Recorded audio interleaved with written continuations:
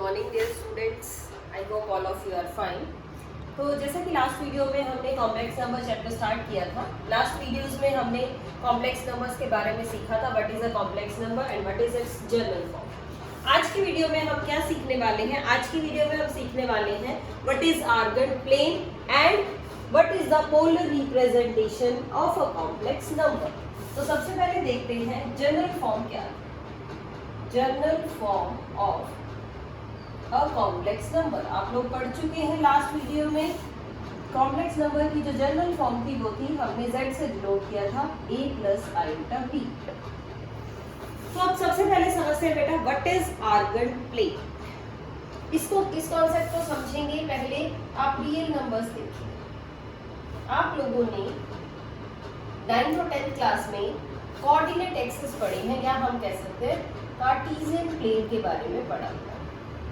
Cartesian plane में क्या होता है, ये आपका x एक्सिस है, ये आपका माइनस x एक्सिस होता है, नेगेटिव x एक्सिस, ये आपका है y एक्सिस और ये है आपका माइनस y एक्सिस, और this is your origin. Origin के कोऑर्डिनेट्स हम हमेशा 0 0 लेते हैं।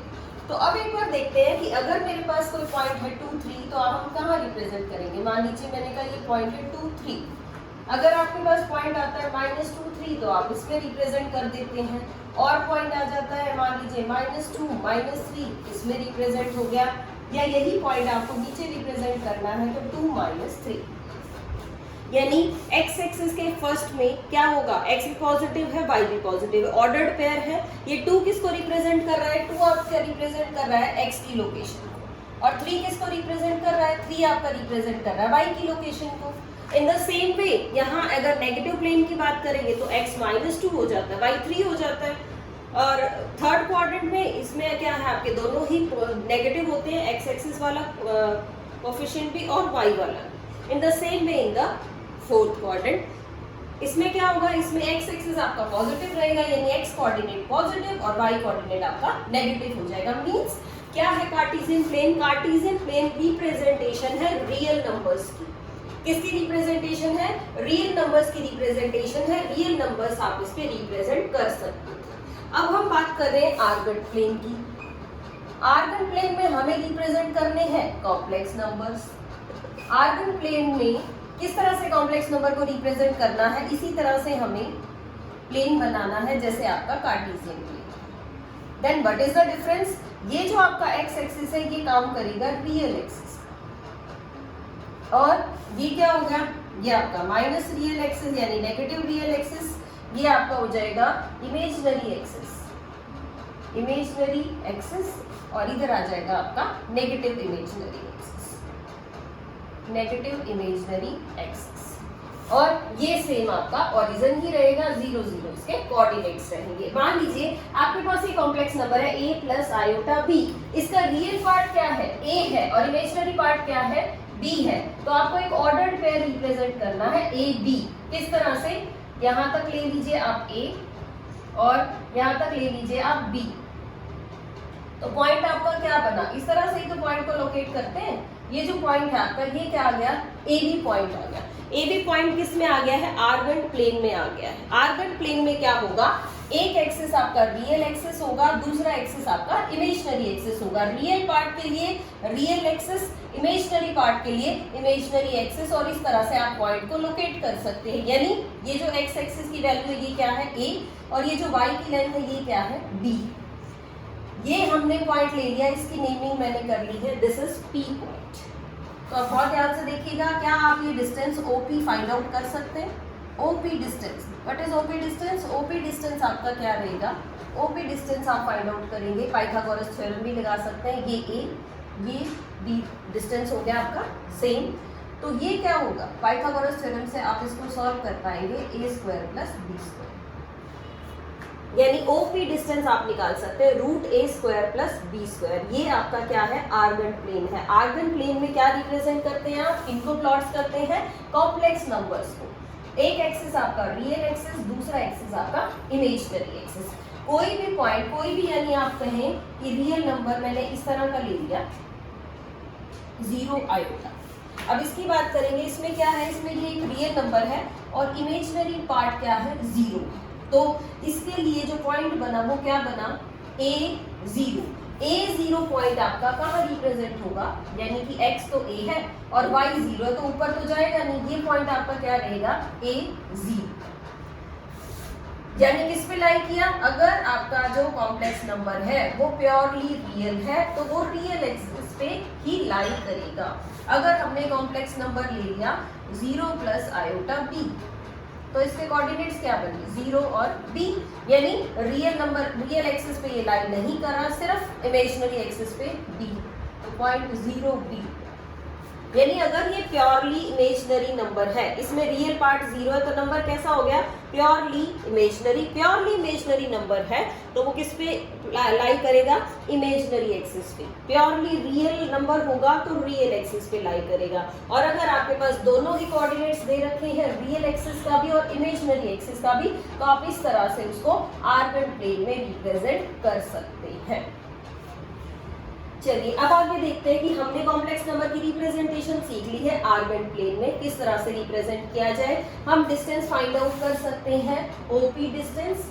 अब एक और चीज सीखते हैं, हम कह रहे हैं कि आप इसकी रिप्रेजेंटेशन किस में करें, पोलर रिप्रेजेंटेशन देखते हैं। पोलर रिप्रेजेंटेशन क्या होती है, आर्गन प्लेन हमने सीख लिया, अब पोलर रिप्रेजेंटेशन की बात करते हैं। मैं इसको यहाँ बना लेती हूँ, देखते हैं फिर पोलर रिप्रेजेंटेशन में आप इसको कैसे शो करेंगे। हमने यही पॉइंट लिया है, ये O हो गया है, ये P के कोऑर्डिनेट्स A B आ गए आपके, यहाँ तक ये A पॉइंट ले लिया, ये मैंने B पॉइंट ले लिया जैसा कि अभी आपने उधर बनाया है। ये पॉइंट A0, ये पॉइंट आपका 0B है, और ये जो आपने डिस्टेंस निकाला था ये है A² + B²। चलिए स्टूडेंट्स, आप समझते हैं पोलर रिप्रेजेंटेशन क्या है। पोलर रिप्रेजेंटेशन की बात करते हैं। पोलर रिप्रेजेंटेशन में हमें दो चीजें सीखनी है, एक तो r सीखना होगा और एक थीटा सीखना होगा। What is r, what is theta. Theta तो क्या है, थीटा है इसका एम्पलीट्यूड, और r है इसका मॉडुलस। क्या है, मॉडुलस। तो ये जो r थीटा है ये क्या है, पोलर फॉर्म, या इसको हम कह सकते हैं modulus amplitude form, modulus amplitude form.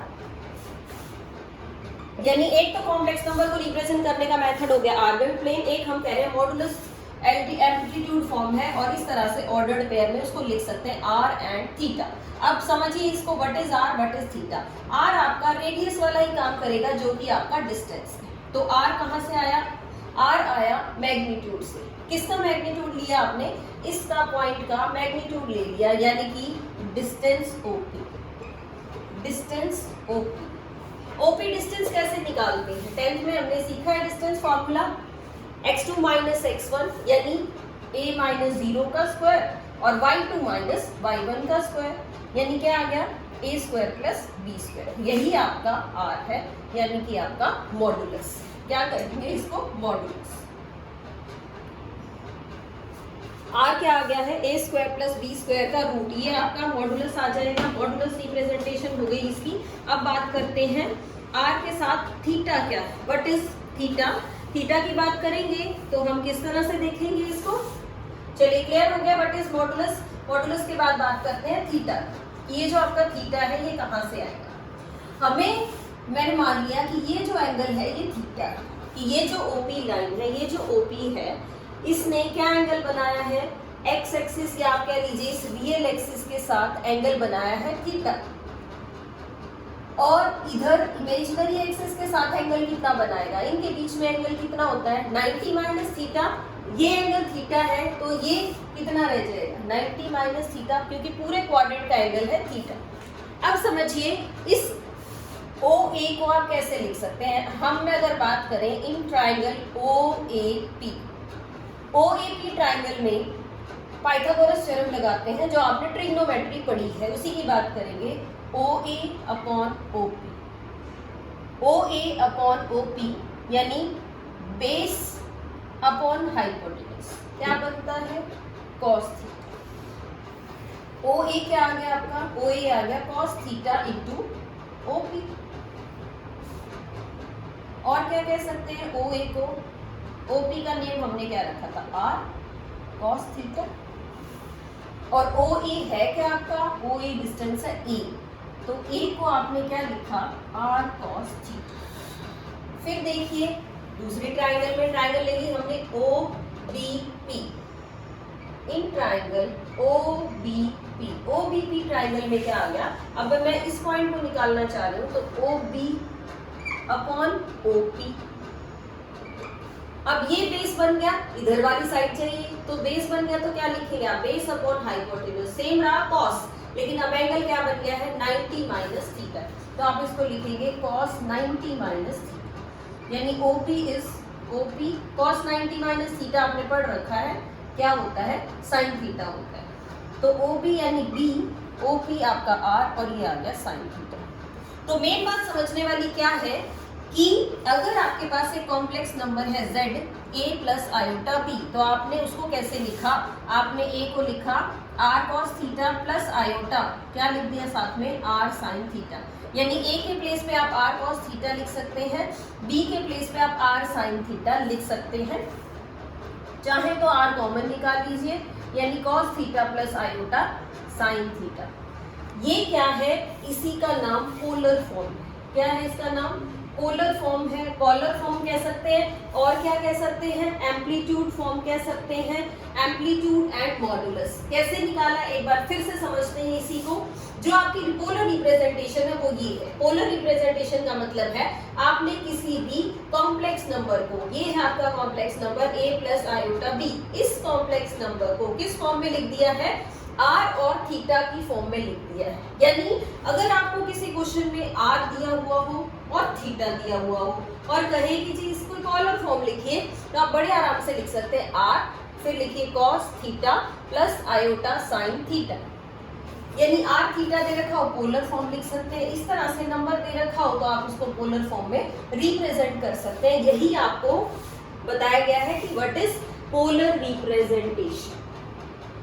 अब बात करते हैं इनकी लोकेशंस की, कि ये जो पोलर रिप्रेजेंटेशन हमने सीखी ये कहाँ कहाँ हो सकती है। ये जितनी भी अब तक हमने बातें की, जो भी नंबर हमने प्लॉट किया, वो सब हमने फर्स्ट क्वाड्रेंट में प्लॉट किया।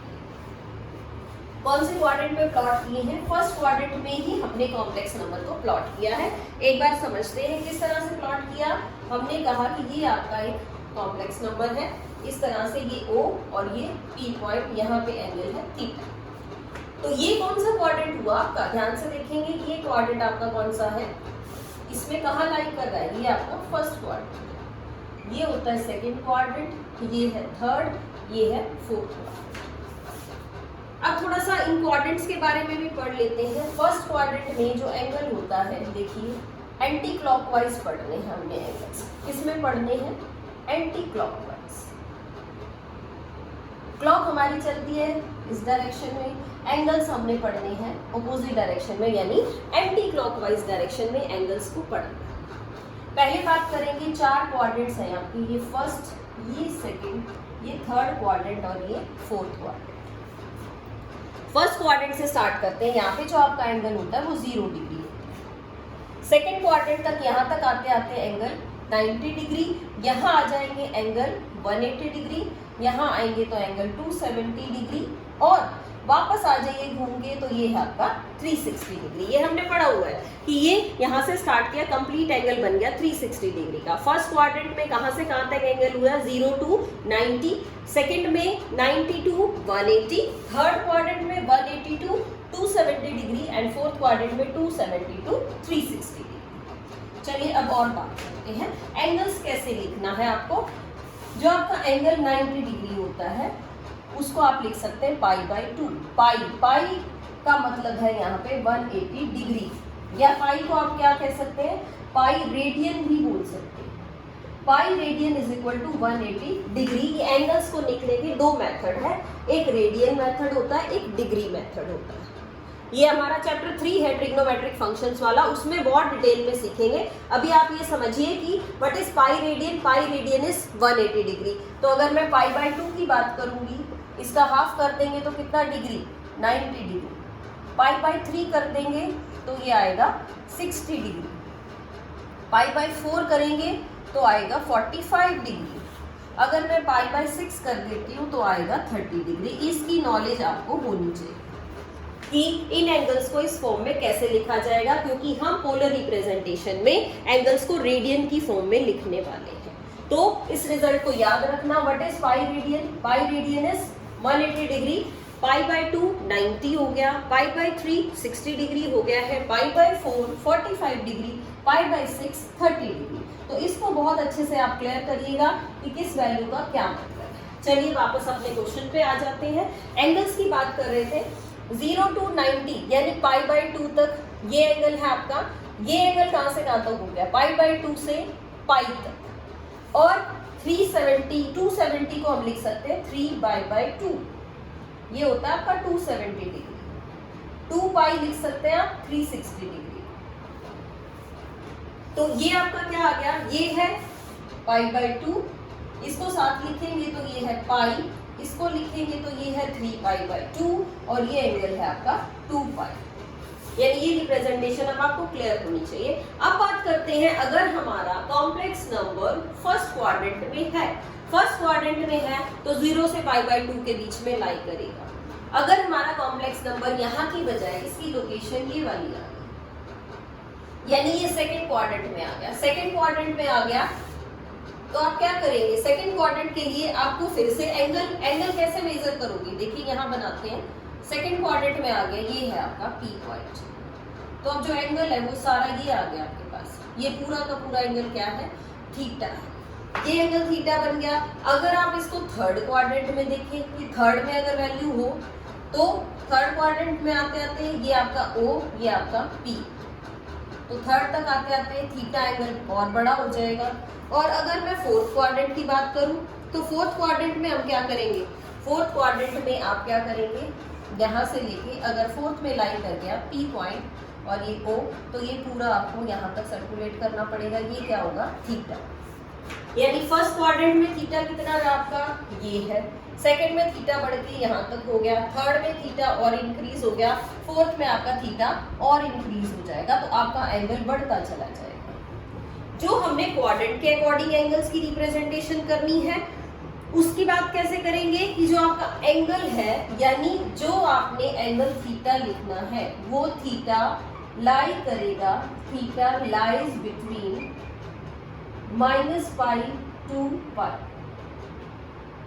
बहुत इंपॉर्टेंट चीज है कि ये जो पोलर रिप्रेजेंटेशन है इसमें आपका एंगल -पाई और पाई के बीच में ही आना चाहिए। कैसे? ये है आपका पाई और ये क्या आ जाएगा? अगर मैं उल्टा चलाना शुरू कर दूं, 0 से स्टार्ट करेंगे तो यहाँ तक पाई हो गया, और अगर आप ऐसे वापस नीचे की साइड से लाएंगे, ये 0 नेगेटिव डायरेक्शन में लेंगे तो एंगल -पाई/2 और यहाँ ले आएंगे तो ये बन जाएगा -पाई। इधर से शुरू किया तो पाई एंगल है, अपोजिट डायरेक्शन में क्लॉकवाइज चलाया तो एंगल हो गया पाई। कंप्लीट हो गया। लेकिन हम इसको क्या कर रहे हैं? सेकंड थर्ड क्वाड्रेंट के लिए पूरा इधर ना घुमाने की बजाय एंगल को हम अपोजिट डायरेक्शन से निकालेंगे। अगर अपोजिट डायरेक्शन से निकालेंगे तो नेगेटिव साइन आ जाएगा, पॉजिटिव डायरेक्शन से निकालेंगे तो पॉजिटिव साइन आ जाएगा। यानी आप इसकी जनरल फॉर्म में पहले आप इसका क्वाड्रेंट डिसाइड करेंगे, फिर देखेंगे कि एंगल किस किस के बीच में लाई कर रहा है और कौन कौन से रेडियन है, कौन कौन से डिग्रीज को रेडियंस में कन्वर्ट कर सकते हैं। ये आपका आज का काम है। क्या क्या किया हमने फिर से देखते हैं। आर्गन प्लेन सीखा। आर्गन प्लेन में हम कॉम्प्लेक्स नंबर को प्लॉट कर सकते हैं। पोलर रिप्रेजेंटेशन क्या है? पोलर रिप्रेजेंटेशन है अगर आपके पास एंगल है z = a + iota b, तो आप क्या लिख पाए इसको? आप इसको इस तरह से लिख पाए iota sin थीटा। यानी ये कॉम्प्लेक्स नंबर है, इसको हमने पोलर फॉर्म में रिप्रेजेंट कर दिया। ये इस कॉम्प्लेक्स नंबर की पोलर फॉर्म है, पोलर फॉर्म है।